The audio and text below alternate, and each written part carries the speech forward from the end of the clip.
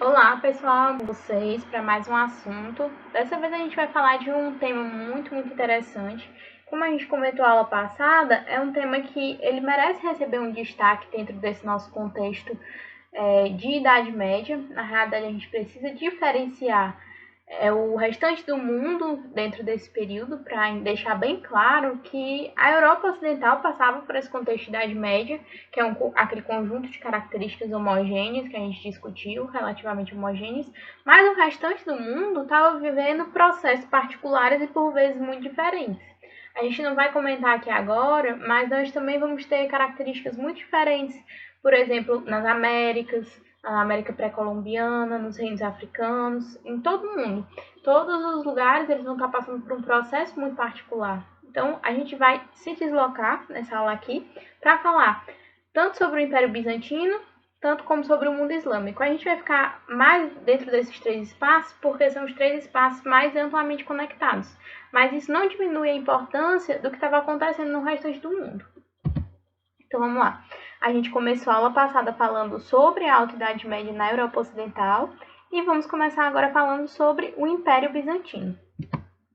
Então, o Império Bizantino, como a gente tinha comentado, ele vai corresponder ali ao Império Romano do Oriente, né? No período em que ele surgiu, ele não vai ser denominado Império Bizantino. Na realidade, esse nome, essa denominação, ela foi dada pelos turcos muitos anos depois. Nem essa denominação de Império Romano do Oriente, ela não era utilizada. Então, o que eu queria deixar claro para vocês logo aqui no começo é que o Império Bizantino ele vai ser meio que uma continuidade, apesar das particularidades, do Império Romano. Então a gente não pode falar que com a queda do Império Romano do Ocidente, o Império Romano ele caiu, só porque a capital tinha mudado de lugar. Inclusive aqui no Brasil a gente teve mudança de capital várias vezes e isso não significa que o Brasil deixou de existir. É uma espécie de comparação que eu faço aqui para vocês. Então é importante entender que o Império Romano ele não simplesmente sumiu, ele mudou um pouco de característica, mas a gente vai ter muitos componentes que vão ser preservados. Então a gente vai estar falando ali dessa metade oriental, vai ser uma porção rica e poderosa que vai continuar nesse formato e inclusive com características de expansão territorial por muitos séculos. Enquanto isso, a Europa Ocidental, que vivia ali aquele contexto de Alta Idade Média, estava extremamente fragilizada, fragmentada, não unificada, né? Então, qual a importância da continuidade da existência desse Império Romano? As configurações do continente europeu e do continente asiático, como nós os conhecemos hoje, só foi possível graças à existência, à continuidade do Império Romano dentro dessa sua porção oriental. Justamente por quê? Porque essa porção do Império Romano vai acabar servindo como uma espécie de barreira militar, vai deter as invasões e as forças exteriores que estão tentando chegar na Europa Ocidental. Então, vai permitir que a cultura da Europa Ocidental ela floresça dentro de uma característica própria, dentro de uma cultura própria. Então, à medida que a Europa Ocidental, o continente europeu, como a gente conhece ele hoje, vai se fortalecendo, vai crescendo, vai desenvolvendo suas características, a gente vai ver o esgotamento do Império Bizantino. Mas é importante deixar claro que esse formato, essa configuração só se tornou possível por conta da existência desse Império Romano lá, para meio que segurar o avanço dos outros povos. Então, características gerais, né? A gente vê aqui a localização de Constantinopla, lembrando desse estreito aqui, que fazia a conexão entre o continente europeu e o continente asiático, então era uma localização extremamente estratégica. A cidade de Constantinopla, que vai ser a capital do Império Bizantino, ela corresponde à antiga cidade grega de Bizâncio e atualmente é a cidade de Istambul, na Turquia. E a gente vai ver que o Império Bizantino ele vai ter características muito mescladas. Então a gente vai ter elementos do Império Romano, forte presença das características do Império Romano, porque como eu falei, a gente tem essa questão da continuidade, mas a gente também vai ter uma mistura com elementos orientais, elementos da cultura helênica. Então é muito importante a gente entender essa espécie de sincretismo. Então, Constantinopla, ao contrário do Império Romano do Ocidente, ela não vai ser uma economia extremamente baseada no escravismo. Ela vai ser mais estruturada dentro do comércio, que vai ser extremamente dinâmico, e de uma agricultura rentável. Então, foi até um dos motivos na escolha da divisão do Império Romano por essa capital, por essa outra localidade, que tinha sido menos atingida pela crise do escravismo, e após a queda do Império Romano do Ocidente, a gente vai ver que ela vai ser menos afetada. Então, a situação econômica lá estava mais confortável. Com relação à ordem política, a gente vai ver que o imperador ele vai ser a autoridade máxima e ele vai ser uma mistura, vai ser tanto chefe do Estado como da Igreja. A gente vai ter uma ampla burocracia estatal sendo desenvolvida, fundamental para a manutenção das estruturas imperiais. Como a gente comentou algumas vezes, essa burocracia estatal é como se fosse o setor administrativo.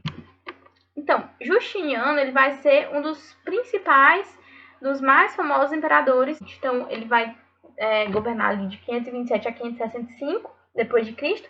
Inclusive, ele vai até reconquistar temporariamente grande parte do Império Romano do Ocidente, inclusive a cidade de Roma. Então, aqui a gente observa o mapinha do Império Bizantino. A gente vê que durante, inclusive, o governo de Justiniano, ele vai alcançar sua maior extensão, vai chegar até aqui a Península Ibérica, pegando a cidade de Cartago e várias outras localidades. Então, a gente vê que realmente foi bem extenso. Então, com relação à cultura, a gente vai ter a questão da preservação das tradições romanas, né, dentro dessa ideia de continuidade realmente, jurídica e administrativamente, com esse caráter de imperador e tudo. Mas a gente também vai ter muita influência da cultura helênica. Inclusive, o grego era a língua popular dominante, era mais utilizado até do que o latim, que era a língua oficial. E por essa razão, no século VII, a gente vai ver que esse vai se tornar o idioma oficial do Império Romano. Então, a gente vai ter culturalmente essas construções, vai se tornar muito conhecida pela sua arquitetura, com o estilo bizantino sendo muito marcante. A gente vai ter grande presença de mosaico, geralmente retratando ali uma arte sacra com motivações religiosas. Vamos ter o desenvolvimento de novos estilos de cúpulas. A Catedral de Santa Sofia, localizada na Turquia, vai ser uma das principais representações desse estilo bizantino, com suas cúpulas construídas com fórmulas diferenciadas. A gente também vai ter as pinturas sacras, que são pinturas com motivações religiosas, geralmente realizadas sobre a madeira. Então aqui a gente vê a Catedral de Santa Sofia, em Istambul, aqui as suas famosas cúpulas, realmente uma obra muito bonita, ficou muito marcante. E aqui a gente observa uma das cisternas na cidade de Istambul também, próximo ali à Catedral de Santa Sofia, que é um local onde se armazena água e tudo, que tem essas colunas muito bem adornadas, muito bonitas. Com relação ao direito, a gente vai ter como legado, um dos principais legados de Justiniano, vai ser o Corpus Juris Civilis, que vai ser como se fosse uma coletânea, uma revisão e atualização das obras do direito romano. Inclusive, vai servir como base para vários dos códigos civis de várias nações na atualidade. Então, é uma obra assim, de muita relevância histórica. Com relação à religião, a gente vai ver que as características elas vão ser um pouco diferentes da Igreja Romana. A gente comentou que existia a questão do chefe, do imperador, ser chefe tanto da Igreja como do comando estatal, por assim dizer. Então, a gente vai ver que isso vai ser diferente, uma vez que no Império Romano do Ocidente, a gente tinha a figura do Papa, inclusive vai ser uma figura que vai ser de importância dentro do contexto da Idade Média. Então, os religiosos de Constantinopla, eles não vão se submeter a esse poder papal, uma vez que a figura da igreja vai estar centrada ali na figura do imperador. Então, César de imperador e papirismo de papa, meio que uma junção dessas duas figuras. E a gente também tinha algumas divergências quanto à interpretação das obras, das verdades, das doutrinas do Antigo e do Novo Testamento. Um dos motivos de divergência era a natureza de Cristo. Alguns do Império Bizantino acreditavam não na forma física de Cristo, mas só na sua forma espiritual. Então, uma das questões centrais dentro da religião praticada no Império Bizantino vai ser justamente a questão da iconoclastia. O que aconteceu, né? A iconoclastia foi um movimento de destruição de imagens que ocorreu ali no século 8 a 9 depois de Cristo. Mas por que a destruição dessas imagens, né? Na realidade, a igreja do Império Bizantino, ela vai criticar o culto, a veneração a essas imagens, né? Porque elas seriam uma espécie de idolatria, de veneração a uma entidade que não estaria ali dentro dos preceitos do cristianismo, que remetia até a alguns traços do paganismo anterior ao cristianismo. Isso porque o culto a essas figuras, a essas imagens, trazia uma ideia de como se aquele símbolo, aquela estátua, o que fosse, seria dotado de um poder próprio. Então, isso seria ofensivo aos ideais da igreja cristã que estava ali submissa ao Papa, né? Então, Essa prática de culto a essas figuras, a essas imagens, vai ser condenada pelo comando papal cristão, com sede em Roma, né, que era diferente da entidade que era seguida pela igreja ali do Império Bizantino, e vai ser um dos principais motivos da desestruturação cristã, porque vai virar um motivo de conflito, de desentendimento entre essas duas vertentes da igreja. Além disso, a gente também vai ter as heresias, que vão ser espécies de questionamentos, de dúvidas, surgimento de outras correntes de crença diferentes da interpretação do cristianismo tradicional, que era o cristianismo de Roma, o cristianismo do Papa. Então a gente vai ver que vão começar a seguir caminhos diferentes, vão começar a se desentender. E isso vai levar, finalmente, até a divisão da igreja, em 1054, que vai ser a chamada Cisma do Oriente. Fruto dessas tensões entre Oriente e Ocidente, dessa disputa de poder pelo imperador e pelo Papa. E a gente vai ver o surgimento de duas igrejas diferenciadas. A igreja cristã ortodoxa, que vai ser a cristandade oriental, ali com sede em Constantinopla, com o imperador como chefe tanto de Estado como da igreja. E a igreja católica apostólica romana, que vai se corresponder à cristandade ocidental, com sede em Roma e sob o comando do Papa. E a desagregação desse Império Bizantino, como que aconteceu, né? A gente vai ver que após o governo de Justiniano, faltou aqui a palavra, a gente vai ter alguns intervalos de recuperação, mas vai se iniciar um período de fortes crises. Então, devido às crescentes pressões militares de invasores nas fronteiras, tanto orientais como dentro de revoltas nos domínios ocidentais, vamos ter também várias dificuldades econômicas e administrativas, altos gastos com guerras, tentando deter os avanços nessas fronteiras e tudo, e também uma redução progressiva do território com as seguidas derrotas. Então, em 1453, a gente vai ver a desagregação, o fim do Império Bizantino após a tomada de Constantinopla pelos turcos otomanos. E esse vai ser o marco, vai ser o acontecimento que vai marcar o fim da Idade Média, né? Então, agora a gente vai falar, vamos se deslocar de novo, lembrando que a gente está falando sobre dois assuntos nessa aula. Falamos agora sobre o Império Bizantino e agora vamos falar sobre o mundo islâmico. Né? Então, o mundo islâmico corresponde ali a outro cenário, outro espaço, onde estavam acontecendo fatos totalmente diferentes, mas que vão acabar também tendo influência sobre o que estava acontecendo nos outros dois espaços. Então, os aspectos gerais. Quando a gente fala de mundo islâmico, a gente vai estar muito centrado ali na região da Península Arábica, que vai ser uma região extremamente desértica, né? Então, difícil ocupação, poucas áreas propícias a uma fixação propriamente dita, a fixação de núcleos de povoamento permanentes. A gente tinha aquelas figuras dos oásis, poucas regiões com facilidade de acesso à água e de plantio também. Então, os primeiros habitantes, eles vão ser, na realidade, tribos nômades do deserto, que ficavam buscando, ficavam transitando entre áreas de comércio e tudo, buscando locais onde pudesse se estabelecer de forma temporária. Os nomes deles eram os beduínos. Circulavam ali utilizando os camelos e tudo. Agora, já no século VI, a gente vai ter várias tribos, aproximadamente 300 ou mais tribos de origem semita, habitando essa região. Algumas delas eram urbanas, e essas tribos urbanas elas se concentravam ali na faixa costeira do Mar Vermelho e ao sul da Península Arábica, em volta de duas cidades principais. A Meca, que era de fato a principal cidade, e a outra cidade que era Yatreb, não muito longe dali. Então, por que a Meca tinha tanta importância? Né? Essa figura ali estava ali no começo, vamos já falar sobre ela. Então, por que a Meca era tão importante? Ela era, na realidade, um centro de peregrinação religiosa, assim como ela ainda é hoje, mas também tinha grande valor comercial dentro desse período. Ela era controlada pela tribo dos Coraixitas e tinha grande poder e prestígio. Então, era uma cidade assim, de muito destaque dentro desse mundo islâmico. E dentro dela estava localizada a Caaba, que é essa espécie de santuário cuboide, onde estavam localizadas imagens de diversos ídolos. Ainda deuses múltiplos, ou seja, uma espécie de politeísmo das tribos árabes. Era realmente um centro de culto a várias entidades. Ainda não existia o Islã, ainda não existia esse monoteísmo. E dentro dela também está até hoje a Pedra Negra, que é um artefato sagrado que vem desde os tempos de Adão e Eva, que teria sido entregue a Adão, né? Então, a Meca ainda hoje é um centro de peregrinação muito grande, um dos maiores do mundo, que recebe mais pessoas, e inclusive no Islã se reza voltado em direção à Meca. Né? Então, Maomé, ele nasceu em 570 ali no século VI, e ele vai ser o responsável pela difusão de uma nova fé monoteísta, que acreditava em um Deus único, nesse caso, Alá. A gente tem que entender que o Islã, ele vai ser fruto de uma confluência de culturas, inclusive vai receber contribuições do judaísmo e do cristianismo.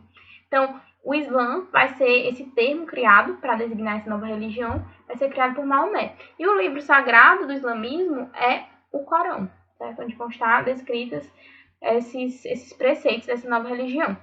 Então, o que vai acontecer? Ele vai condenar as peregrinações das tribos até a Meca, ele vai dizer que é uma espécie de paganismo, e ele vai criticar a idolatria, esses vários deuses, esse politeísmo que acontecia ainda com relação a essas religiões tribais desses povos que viviam ali no mundo árabe. Então, ele vai criticar o que acontecia lá na Caaba. Em 622, que vai marcar o início do calendário muçulmano, que é a partir daí que eles começam a contar, a gente vai ter a chamada Hégira, que vai ser o quê? Vai ser o momento em que Maomé vai ser expulso da Meca pelos Coraixitas, que eram o seu povo, na realidade. Ele pertencia à tribo dos Coraixitas. Ele vai ser expulso junto com seus seguidores e vai se refugiar na cidade de Atreb, que vai ser posteriormente denominada de Medina, que significa cidade do profeta. Então, por conta do medo, do receio, o repúdio à nova religião, a forma como ela era ditada, esses coraixitas vão acabar expulsando Maomé. Então, lá em Atreb, ele vai começar a conseguir apoio. Ele vai conseguir apoio de comerciantes locais, dos beduínos, que eram os nômades, e ele vai conseguir formar um exército para reconquistar a Meca. Então, ele vai acabar sendo uma espécie de líder militar também. A gente vai ver uma crescente conversão, e ele vai conseguir, de fato, conquistar a cidade da Meca. E depois disso, a gente vai ver uma crescente conversão dos povos da Península Arábica ao islamismo. E o fato de esses povos da Península Arábica estarem se convertendo de forma crescente ao islamismo vai fazer com que esses povos meio que se unifiquem. Então, a gente vai ter um caráter mais unificado, quase um império, dentro da figura desses povos ali recém-convertidos ao islamismo. Isso vai dar para eles uma unidade, uma força. Então, após a morte de Maomé, em 632, a gente vai ver um esforço para essa expansão religiosa. Dentro do islamismo, esse esforço para levar a fé até outros locais, até outros povos, vai se chamar jihad. Então, jihad é esse esforço de expansão religiosa, de levar a fé para aquelas pessoas que ainda não a receberam, que ainda não a conhecem dentro deste formato. Ainda existe uma associação desse termo de jihad, dependendo da vertente e tudo, com a ideia de uma guerra santa, que justificaria a levada dessa fé, seria uma justificativa para essa espécie de guerra santa. Então, a gente vai ver que a partir dessa unificação dentro de uma religião em comum, vai começar a ocorrer uma espécie de formação de um império, realmente algo mais centralizado. Os califas, eles vão ser os líderes árabes, vão acumular ali funções tanto religiosas como políticas, e eles vão acabar se tornando figuras importantes dentro desse período de expansão. Então, a expansão ela vai se iniciar ali por territórios do Império Bizantino e territórios correspondentes anteriormente ao Império Persa. A gente vai ter o momento de expansão principal, que vai ser dentro da dinastia Omíada, que vai ser ali 661 a 750 d.C., vai ser o início da expansão territorial. A gente vai ver a anexação de territórios do norte da África, da Península Ibérica, ou seja, até ali perto da Espanha, Portugal e tudo. E esse avanço dos povos muçulmanos sobre a Europa Ocidental, ele só vai parar realmente após a Batalha de Poitiers, que a gente comentou aula passada, que vai deter o avanço árabe sobre a Europa na batalha entre árabes e francos, lá no Reino dos Francos, né?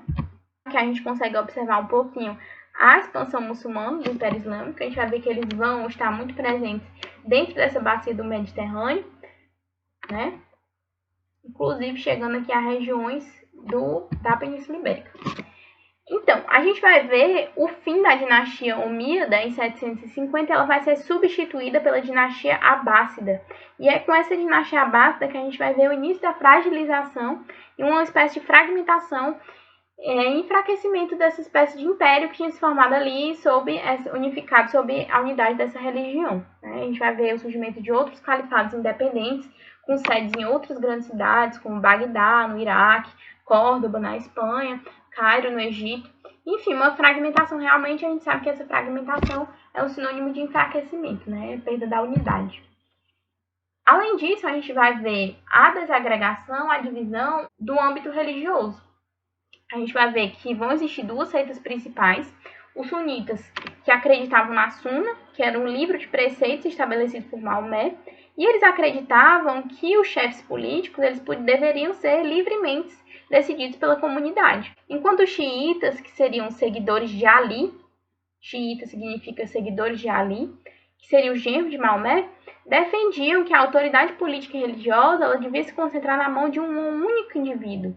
E esse indivíduo ele devia descender diretamente do profeta Maomé, certo? Então, esse indivíduo ele ia concentrar tanto poder político como religioso.